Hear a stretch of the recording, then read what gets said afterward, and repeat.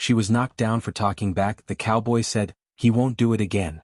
In Copper Creek, Beatrice Keller stands against the oppressive force of Clayton Rhodes, whose harassment escalates until a mysterious cowboy named Mason Caldwell intervenes. Copper Creek, Wyoming Territory, autumn 1888. The midday sun hung low, glaring down on the sleepy town of Copper Creek. The air shimmered with heat, dust coiling up with every step that struck the dirt road. A horse snorted near the hitching post outside Miller's General Store, its tail swishing lazily at flies.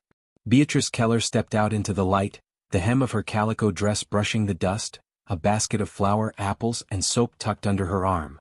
She paused on the wooden porch, taking in the view of the town, its false fronts and faded signs, the old saloon creaking in the wind, the blacksmith hammering somewhere down the way.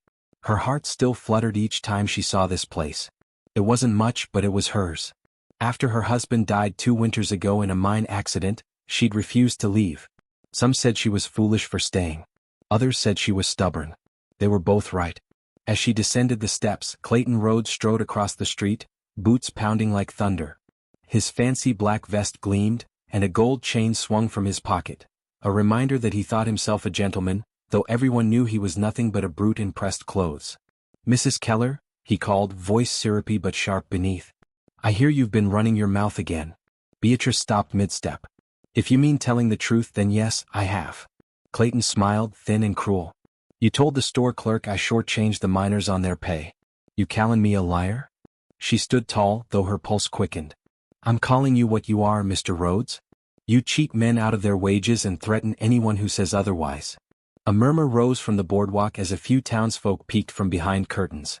Beatrice saw them, saw their fear, and it only made her angrier. Clayton's face twitched. "You got a mighty sharp tongue for a widow. I've had to, living in a town run by cowards." "That did it?" His hand shot out, a sharp backhand across her face that cracked through the stillness. Her basket flew, apples scattering across the dirt like spilled marbles. Beatrice fell hard, her palms scraping the ground. Gasps broke out from behind windows, but not one person stepped forward. The world seemed to hold its breath. Clayton sneered down at her, voice low. "You best remember your place, Mrs. Keller. Next time I won't use my hand." He turned as if to leave. But then a new voice spoke, cutting through the heat like a cold wind. "You lay another finger on her, and you'll regret the day your mama bore you." Heads turned. A tall figure leaned against the hitching post at the far end of the street, hat brim casting a shadow over his eyes. He was coated in trailed dust, long duster hanging from his shoulders, and a Colt revolver sat heavy at his hip. He looked like he'd stepped out of a storm. Clayton straightened, narrowing his eyes. "Who the hell are you?" The stranger stepped forward, slow, steady, boots silent against the dirt. When he stopped, the sunlight caught his face, a few scars, hard eyes, and the calm of a man who'd seen too much violence to fear it anymore. "Name's Mason Caldwell," he said quietly. "And I don't take kindly to men hittin' women." Clayton laughed, a short, mocking sound. "This ain't your fight, drifter. You best keep riding, before you find yourself 6 feet under." Mason didn't move. He simply unbuttoned his coat, revealing the gleam of his gun belt. "Maybe," he said, voice low as thunder, "but if you think you can strike her again, you'll have to find out." For the first time Rhodes faltered. His hand hovered over his pistol, but something in Mason's stillness, something dangerous, made him hesitate. Beatrice, still on the ground, stared up at the stranger.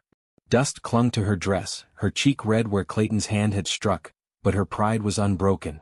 Mason offered her his hand. "Ma'am," he said simply. She took it, her fingers trembling slightly as he helped her to her feet. For a heartbeat, their eyes met, hers filled with quiet fire, his shadowed with old pain. Clayton spat into the dirt. "You'll regret crossing me, Caldwell. Ain't nobody in this town stands against me and lasts long." Mason's gaze stayed locked on him. "Then maybe it's time someone did."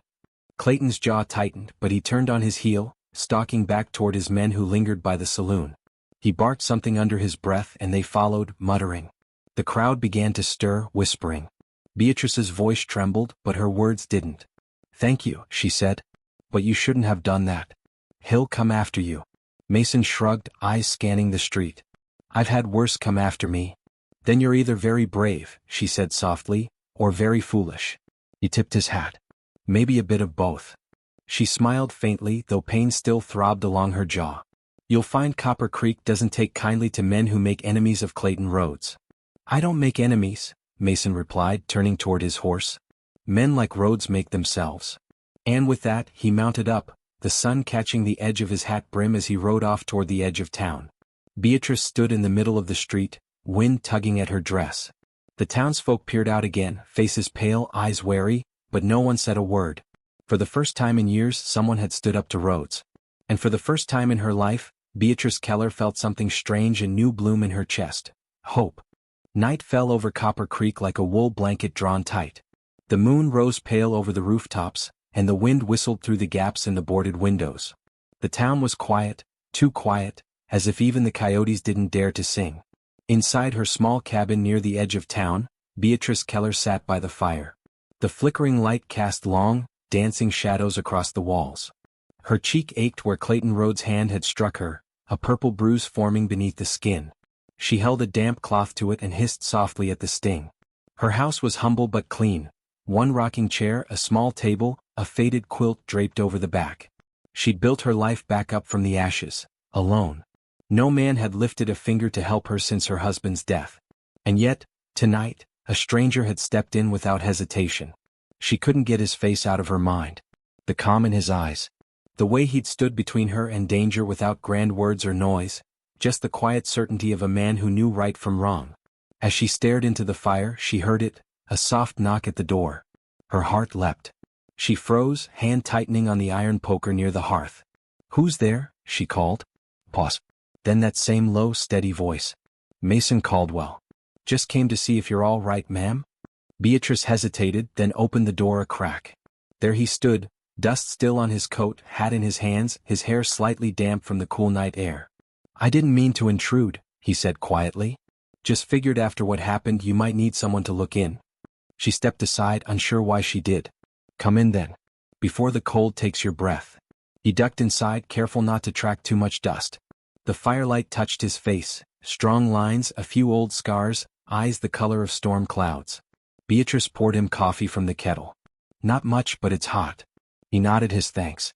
For a long moment they said nothing, the only sound the fire crackling and the wind outside whispering through the eaves. Finally she spoke. "You shouldn't have done what you did today." Mason looked up. "You mean stopping a man from hitting a woman?" "I mean crossing Clayton Rhodes," she said, voice low but firm. "No one in Copper Creek defies him and lives easy after. You just painted a target on your back." He sipped his coffee, unfazed. "He'll have to find me first." Beatrice's eyes softened, though her words stayed sharp. "You talk like a man who's used to running." Mason's jaw tightened ever so slightly. "Maybe I am." She tilted her head, studying him. "Then why stop for me?"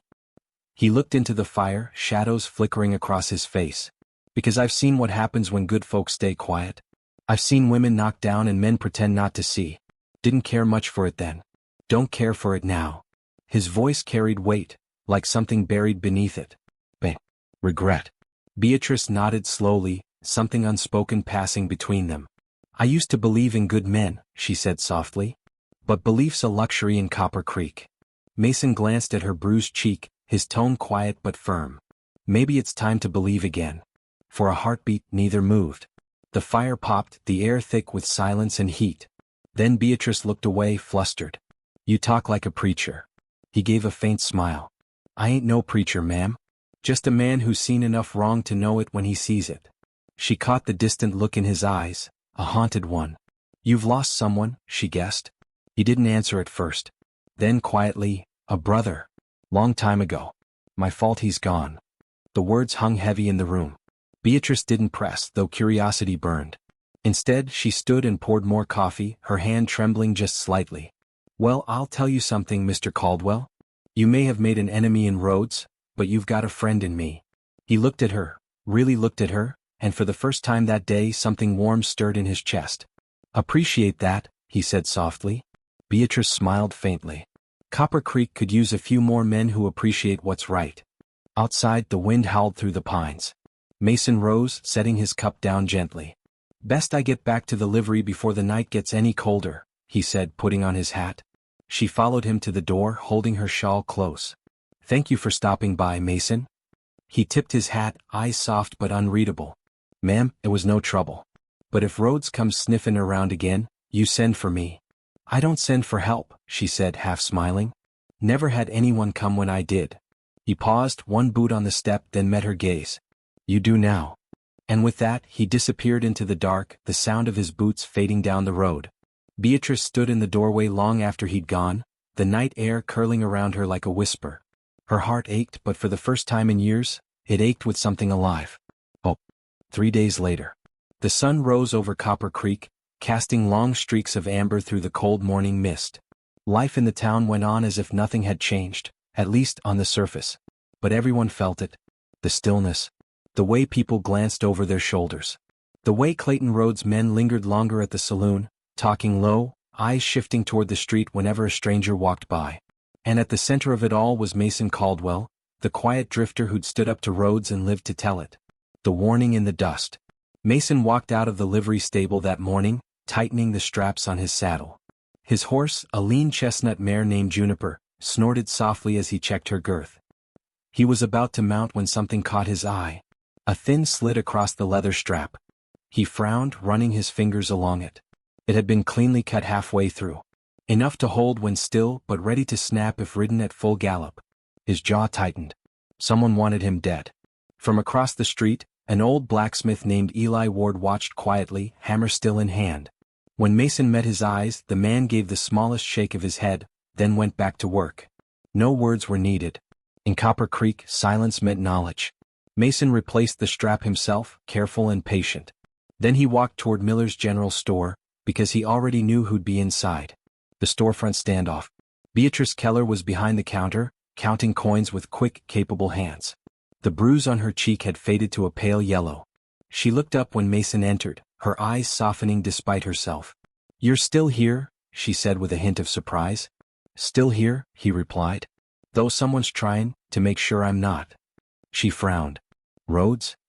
"His kind don't take kindly to being embarrassed in front of an audience," Mason said. "Figured he'd come sniffin' sooner or later." Her hands paused over the counter. "You could still leave. Ride west. He'd forget about you." Mason leaned against the wall, crossing his arms. "Maybe. But what about you, Beatrice? He won't forget what you said either." She lifted her chin. "Then let him come." That spark, that fearless streak, flared in her eyes again. And something in Mason stirred. Admiration. Worry. Something deeper he didn't want to name. Before either could speak again, the store door swung open. Clayton Rhodes' foreman, Jed Rourke, filled the doorway, tall, sneering, his thumbs hooked into his gun belt. "Morning, Mrs. Keller," he drawled. "Boss sent me for his order. Says you best give him the respect he's due." Beatrice's lips tightened. "You can tell your boss respect's earned, not demanded." Jed smirked. "You've got a sharp tongue for a woman who nearly got herself killed last week." He reached out and grabbed her wrist. In a blur, Mason was there, faster than thought. He twisted the man's hand off her arm and shoved him back against the counter. The foreman's smirk vanished. His hand dropped to his revolver, but Mason's gun was already drawn, muzzle cold and steady against his chest. "You best let go of that iron, friend," Mason said, voice calm as winter. For a second the world froze. The sound of a fly buzzed through the heat. Then Jed lifted both hands slow. "Didn't mean nothin', mister. Just talkin'. "Then talk somewhere else," Mason said. "And tell Rhodes next time he wants to talk business, he can come himself." Jed swallowed, backed out and left, eyes blazing with hate. When the door slammed behind him, Beatrice exhaled shakily. "You could have shot him." Mason holstered his gun. "Didn't need to. He's already scared enough to run his mouth where I can hear it." She looked at him, eyes searching. "You can't fight them all, Mason. There are too many." He met her gaze steadily. "I'm not fighting them all. Just one man, and the fear he carries with him. The night fire." That night the town slept uneasy. The wind carried the smell of smoke, faint but wrong, like something burning that shouldn't be. Mason woke before dawn, boots already half on when he heard the knock.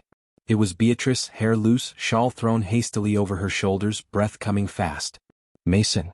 The barn? My barn's on fire." He ran before she finished. By the time they reached her small homestead, flames licked up from the wooden walls, devouring the hay and tools she'd worked years to collect. Without hesitation, Mason tore open the barn doors, grabbing buckets, throwing water. Beatrice joined him, coughing through the smoke, eyes watering. Together they fought until the flames hissed and died, leaving the night thick with ash and steam. Her shoulders trembled as she stared at the ruin. Everything I had, gone. Mason turned to her, eyes hard. This wasn't an accident. I know, she whispered. Clayton's message. He took a step closer, his hand resting lightly on her shoulder. Then we send one back. She looked up at him, startled. You mean to fight him?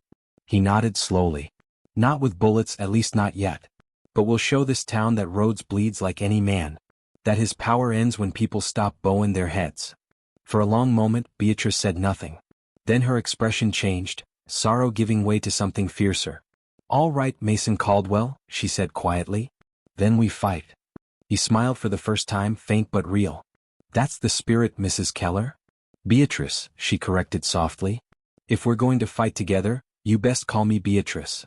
He tipped his hat. Then you best call me Mason. They stood together under the pale dawn light, smoke rising behind them, the world turning gold around the wreckage of what had been, and the beginning of what would be. Copper Creek would remember that day. The day two people, one bruised, one broken, stood side by side and decided fear had ruled long enough. The days following the fire were quiet, but not peaceful. The smell of burnt wood still lingered in the air. Beatrice's barn lay in blackened ruin, her land scarred. Yet she refused to hide. Every morning she stood out front, sweeping the porch as if to tell the world she would not bow. Mason watched from the edge of town, where he worked at the blacksmith's forge. He'd been helping Eli Ward shoe horses, fix wagons, anything that'd keep his hands busy, and his eyes on Rhodes' men. But there was something else burning beneath his calm. Guilt. Scene 1, the town's silence. Copper Creek had gone back to pretending nothing was wrong. The preacher turned his head when Rhodes' riders passed. The barkeep poured their drinks without a word. And the women whispered behind their hands about the drifter, staying too close to the widow Keller. Mason could have left. He told himself a dozen times he should. But each evening, when the sun bled over the hills and Beatrice stood in the doorway of her half-burned home, head held high, he stayed. One evening, as twilight deepened, she found him sitting by the river's edge, sharpening his knife by lamplight. You've been avoiding me, she said, approaching softly. He didn't look up. Just staying out of trouble. You mean out of Rhodes' sight, she countered. Mason smiled faintly, eyes fixed on the blade. You've got a knack for seeing what people try to hide. Then let me see this, she said, sitting beside him. Why'd a man like you, quiet, sharp, decent, end up drifting from town to town like a ghost? The question hung heavy in the cool night air. Mason's hands stilled. The river shimmered like silver glass. He sighed, a deep, weary sound that seemed to come from years back. Because I used to be the law. Beatrice turned to him, startled. The law? He nodded, staring into the distance. Marshaled down in Dry Hollow. Wore the star 6 years. Thought I could clean up the West one outlaw at a time. What happened? She asked gently. His voice hardened. A man named Silas Trent. Stagecoach robber. I caught him red-handed, brought him in alive. But the sheriff I served under was taking money from him on the side. Let him walk. Said I was reckless, that I'd overstepped my duty. Next thing I knew, I was branded a liar. Had to ride out under threat of a bullet. Beatrice's throat tightened. You were betrayed. He gave a humorless laugh. Lawmen get betrayed all the time. But what broke me was my brother. He believed the lies. Joined up with a bounty crew to bring me in. Beatrice's breath caught. Your own brother? Mason's eyes dimmed like a dying fire. He cornered me outside of Laramie. I begged him to lay down his gun. He wouldn't. I fired first. Never been the same since. Silence. Only the sound of the river and crickets. Beatrice placed a hand over his, steady and soft. You were trying to do what was right. His voice cracked just a little. Right doesn't always keep you warm at night, ma'am. She met his eyes, saw the grief buried deep, the years of running. And for a moment she forgot her own pain. You did what you had to, she said. But you can't keep paying for it forever. Mason looked at her hand, then at her face. The lamplight softened her features, her eyes reflecting the gold of the fireflies. You believe that? He asked quietly. I do, she whispered. Because I've had to forgive myself too. Scene 2, Beatrice's truth. She took a deep breath. I told you my husband died in a mining accident. But that wasn't the whole truth. He turned toward her. He died because of Clayton Rhodes, she said, voice trembling. Rhodes owned the mine. He cut corners, wood supports too thin, dynamite stored too close to the shaft. My husband told him it wasn't safe. Rhodes threatened to fire him. So he went in anyway, because we needed the money. Her voice broke. The blast took him. And Rhodes blamed him for it. Called him careless. Mason's jaw clenched, eyes cold as gunmetal. You ever think of leaving? Every day, she said. But leaving means letting Rhodes win. And I can't do that. Not for me, not for the others still scared to speak. Mason nodded slowly. You got more grit than most men I've met. She smiled faintly through the pain. And you've got more ghosts than you care to admit. They both laughed softly, the sound easing something heavy between them. Then Mason's voice dropped low. If Rhodes is responsible for that mine, he's got more blood on his hands than I thought. Maybe it's time someone held him to account. Beatrice's eyes gleamed in the dark. And how would we do that? Start by finding proof, Mason said. Old records, mine ledgers, anything that shows what he did. Once folks see he ain't untouchable, they'll stand up too. Then we'll do it together, she said. He looked at her, admiration plain now. You sure you're ready for what comes after? She smiled, steady and fierce. I've been ready since the day he hit me in that street. Scene 3, A Promise in the Dark. The moon rose high, silver light glinting off the river. Mason stood, holstering his knife. I'll head into town tomorrow, he said. Ask around quiet like. See who else Rhodes has burned. Men like him always leave a trail. Beatrice rose too, brushing dust from her dress. And I'll see what I can find at the county office. Mrs. Pennington owes me a favor. He hesitated, then nodded. Be careful. So should you, she replied. He turned to leave, but she stopped him with a hand on his sleeve. Mason, thank you. For not letting me face this alone. He looked down at her hand, small, strong, trembling just slightly, and covered it with his own. You're not alone anymore, Beatrice. Then he tipped his hat and disappeared into the shadows, leaving her by the river, heart thundering. In that moment she didn't feel afraid of Rhodes or his men. She felt alive, like a woman who'd finally found her purpose and maybe someone who understood her pain. That night, far off in the saloon, Clayton Rhodes slammed his whiskey glass against the bar. They think they can make a fool of me, he growled to his men. Fine. Let's show them what happens to folks who don't know their place. The next storm was coming. And this time Copper Creek would never be the same. The dawn came heavy and red, the kind of morning that felt like the earth itself was holding its breath. Beatrice Keller stood on her porch, hands trembling as she tied her shawl tight. Her eyes scanned the horizon, where dust rose like smoke along the ridge. Riders were coming. And she knew exactly whose they were. The warning. Mason had been gone since before sunrise. He'd ridden into town to meet with Eli Ward and a few others who'd quietly had enough of Rhodes' grip. He returned hard and fast, dust trailing behind him, horse lathered with sweat. Beatrice, he called, dismounting before the horse even stopped. She ran to him, eyes wide. You found something? He nodded grimly, pulling a stack of papers from his coat. Mine ledgers, receipts, old payroll slips. It's all here, he said. Every cut corner, every name Rhodes cheated. I've got proof he was bribing the inspector before your husband's accident. Enough to hang him twice over. Beatrice's breath caught. Then we can take it to the marshal. Mason's eyes darkened. Marshal's in Rhodes' pocket. Always has been. She blinked. Then who'll stop him? We will, Mason said simply. Before she could respond, a sharp whistle split the air, a lookout signal. Eli Ward came galloping down the road, his voice raw. They're coming? Rhodes and 6 men, armed to the teeth. Mason's eyes flicked to Beatrice. Get inside. Bar the door. But Beatrice shook her head fiercely. No. Not this time. Their eyes locked, her fear met his calm, and in that moment they were equals. The siege begins. Rhodes' men thundered into view, their horses kicking up clouds of dust. Rhodes rode at the front, his black coat whipping behind him like a storm cloud.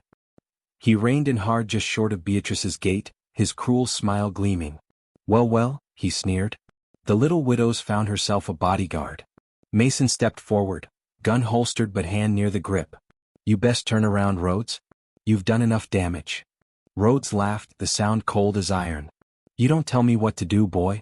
This is my town. My land. My people. Not anymore, Beatrice said, stepping beside Mason. That made Rhodes blink, surprise flickering across his face before fury replaced it. You ought to learn your place, woman, he spat. Beatrice's chin lifted. I have. Right here, standin' against men like you. Rhodes' face twisted, and his hand twitched toward his revolver. But before he could draw, Mason was already moving, faster than thought, faster than fear. The shot rang out like thunder. Rhodes' pistol flew from his hand, spinning into the dirt. Mason's voice was steady, cold. "Next one goes through your hat." The air was electric. Even Rhodes' men hesitated. They'd seen killers before, but not like Mason Caldwell.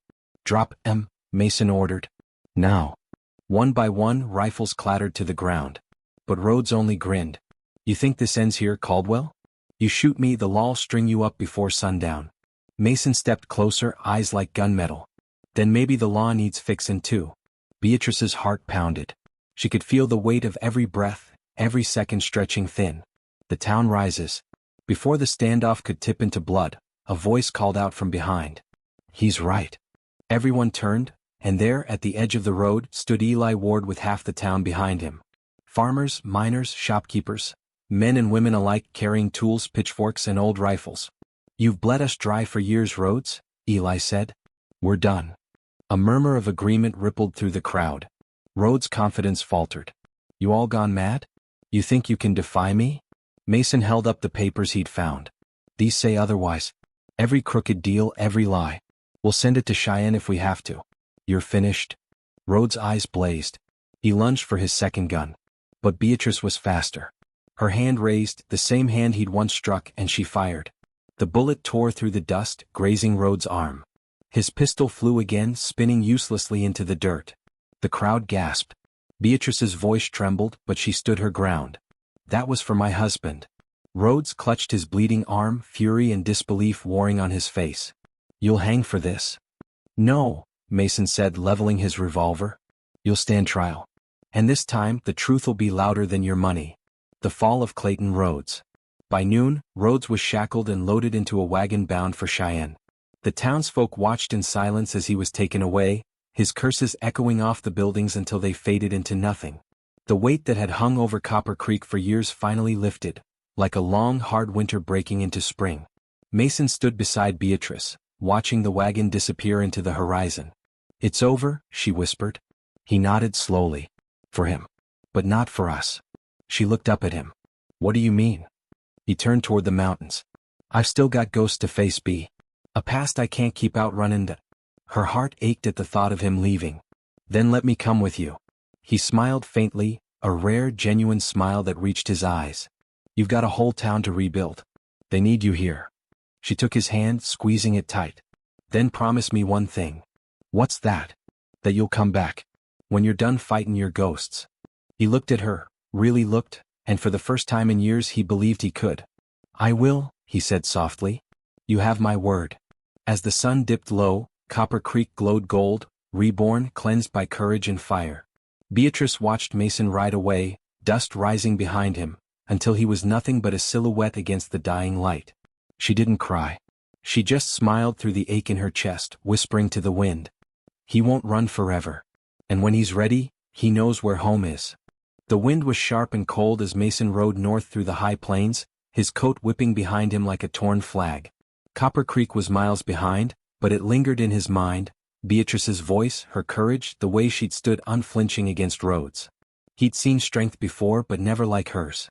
Now he rode not to escape, but to finish what he'd started years ago. To lay the ghosts to rest. Return to Dry Hollow. Dry Hollow looked smaller than he remembered. The old marshal's office sagged against the wind, its sign hanging by one chain. The streets were half empty, and the saloon, once noisy with cards and smoke, was quiet. He tied his horse outside, every step inside feeling like walking through the past. Behind the bar, the same barkeep looked up, older, grayer, but eyes widening in recognition. "Mason Caldwell." The man breathed. "Well, I'll be damned. Thought you were 6 feet under." Mason gave a faint smile. "Not yet." The barkeep hesitated. "Your brother." "I know," Mason cut in. "I came to see his grave." The barkeep nodded toward the edge of town. "Top of the hill. Folks still talk about that day." Mason's jaw tightened. "Yeah. So do I." The brother's grave. The cemetery was quiet, just wind and the distant creak of pines. Mason found the marker half buried in dust. Samuel Caldwell, died with honor. He knelt beside it, removing his hat. His voice was low, rough, as if he hadn't spoken in hours. "Sam, I've replayed it 1,000 times. Every time I pull this trigger I see your face. He stared at the name carved in stone, hands shaking. You wouldn't listen. I tried to tell you the truth but you wanted to believe the badge more than your brother. Guess we both paid the price for that. For a long time he said nothing. Only the wind answered. Then he took a small metal star from his pocket, his old marshal's badge. The edges were tarnished, the engraving faded. He placed it on the grave. You can keep it, little brother. I'm done wearing it. But I ain't done fighting for what's right. Not after her. A tear slipped down his cheek, the first in years. He let it fall. The stranger in the church. As he turned to leave, a voice came from behind him, low, steady. You talk to the dead often, Caldwell? Mason turned, hand near his holster, but froze. A man stood in the shadow of the church steps. Tall, lean, hat pulled low. His left arm was wrapped in a sling. Trent, Mason said darkly. Didn't expect to see you breathing. Silas Trent, the outlaw who'd started it all. Trent smirked. Funny thing about ghosts. They tend to stick around. What do you want? Mason asked, voice tight. Same as always, Trent replied. To settle a score. He drew fast, but Mason was faster. The revolver cracked once. Trent's gun spun from his hand, landing in the dust. Mason stepped forward, gun still leveled. You already took one brother from me. Don't make me add you to the list. Trent laughed, clutching his bleeding hand. Ain't about killin', Caldwell. It's about truth. You ever think maybe we're the same? Men who did wrong for the right reasons. Mason stared him down, then holstered his gun. Difference is I stopped running from it. He turned and walked away, leaving Trent cursing in the dirt. The letter. That night, in the small cabin he'd rented outside town, Mason sat by lamplight and took out a sheet of paper. His handwriting was rough, but each word came from deep within him. Beatrice, I thought peace was a thing you had to earn, through blood, through pain, through years of running. But I was wrong. Peace is something you build, one choice at a time. You showed me that. I stood by my brother's grave today. Told him about you. About how you faced down a monster and never blinked. I don't know what comes next for me. Maybe I'll head west, maybe I'll stay a while and help rebuild the law like it was meant to be. But I'll find my way back to you. You once said I needed to forgive myself. I think I finally have. Until then, keep fighting, keep building, keep living. Yours, Mason. He sealed the letter, staring at the flame of the lamp until it flickered out. Back in Copper Creek. Weeks later, Beatrice stood on the porch of her rebuilt barn when the post rider stopped by. Letter for you, ma'am, he said. Her heart skipped as she took it, fingers trembling at the sight of his handwriting. She read it once, then again, each line a heartbeat, each word a promise. Tears welled, but she smiled through them. He's still fightin', she whispered. Still trying to come home. Behind her, the town was alive again. Children laughing, men working, the sound of hammers and hope filling the air. Beatrice tucked the letter close to her heart, eyes glistening toward the horizon. Then I'll wait, she said softly. I'll wait as long as it takes. As the sun dipped low, Copper Creek glowed warm and golden once more, the same light that had fallen on the day Mason rode away. But this time it didn't feel like an ending. It felt like a promise kept by distance, and love strong enough to outlast it. It had been 6 months since the reckoning in Copper Creek. 6 long months since Mason Caldwell rode into the horizon, chasing ghosts and leaving a piece of himself behind with Beatrice Keller. Spring had come early that year. The land, once scarred and dry, bloomed again. Wildflowers spilled down the hills, and the town had begun to breathe easy, as if the earth itself had forgiven. Beatrice stood by the fence line one morning, watching the sunrise paint the valley gold. Her hands were calloused, her dress dusted with hay, but her eyes were clear, steady, and proud. Copper Creek was alive again. The new schoolhouse stood where the old saloon once was. The mine had been sold to honest hands and Rhodes was rotting in a Cheyenne cell. And yet, every evening she still found herself glancing west. Waiting. The stranger on the ridge. That morning as the sun climbed high, Beatrice heard a faint sound, a horse's hooves on dry earth. She turned, hand shading her eyes. Far off, a lone rider appeared on the ridge. The wind caught his coat, the light gleaming off the silver of his revolver. Her heart stuttered. No one rode like that except one man. She dropped the pail she was holding and started toward the road, the dust swirling around her boots. As he drew closer, her throat tightened. His beard was a little longer, his hat more worn, but his eyes, those steady gray eyes, hadn't changed. Mason Caldwell had come home. The return. He dismounted slowly, tipping his hat, unsure if he should speak first. Beatrice took a breath, part disbelief, part joy. "You came back." He smiled faintly. "Told you I would." Her hands trembled as she stepped closer. "You took your time." "Had to finish a few things," he said. "Made peace with my brother. Helped the new marshal clean up Dry Hollow. Guess I figured it was time to stop running, and start living?" she asked softly. His eyes warmed. "That too." They stood there a long moment, the silence thick but gentle, the kind that didn't need filling. Then Beatrice said, almost teasing, "You look hungry." Mason chuckled. "Always am." She smiled through tears. "Then come inside, Mr. Caldwell. You can tell me all about those few things you finished." Home again. Inside, the cabin smelled of coffee and wood smoke. She poured him a cup, and he took it like a man who hadn't tasted warmth in months. He glanced around. "You rebuilt it all." "With the town's help," she said. "They found courage after you left. Guess bravery's contagious." He set the cup down, voice low. "You did that, B. You gave them something to believe in." Her smile trembled. "We both did." Outside, the sound of laughter drifted. Children running down the street, church bells ringing faintly in the distance. Mason stood, walking to the window. "Town looks different." "It is," she said. "We've got a mayor now. Schoolteacher too. Folks talk about building a rail stop." He turned back, eyes soft. "And you?" Beatrice hesitated. "I've been waiting. Not just for you, for peace. For a life that ain't ruled by fear." He stepped closer. "You found it?" "I think it found me," she whispered. "The day you stood in that street and said, 'He won't do it again.' The promise kept." Mason took her hand, rough meeting rough, the same way it had been the first time. "I meant what I said," he murmured. "Ain't no one gonna hurt you again. Not while I'm around." Beatrice met his eyes, her voice steady. "I don't need Savon, Mason. I just need someone who'll stay." He smiled, the kind that softened his whole face. "Then I reckon I'll stay." Her breath caught. "You mean it?" He nodded. "Built a lot of fences in my life. Time I built something that lasts." The dance in the dust. That evening, as the sun dipped behind the hills, the town gathered for the first spring social since Rhodes' fall. Lanterns hung from ropes strung across Main Street, and the smell of stew and cider filled the air. Fiddles played softly, laughter rising between them.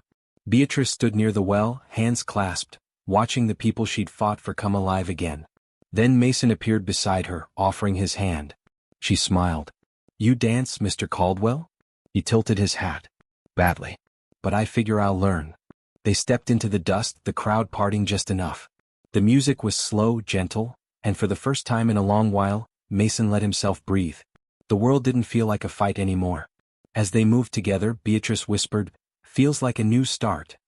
He looked down at her, his voice quiet, sure. "That's 'cause it is." A quiet morning. Weeks later, the sun rose over Copper Creek. Mason sat on the porch steps, whittling a piece of pine while Beatrice poured coffee inside. Her voice called out, light and warm, "Breakfast's ready." He smiled, standing, stretching his back. The world was peaceful. No gunfire, no running, no ghosts. Just the sound of birds and the smell of bread baking.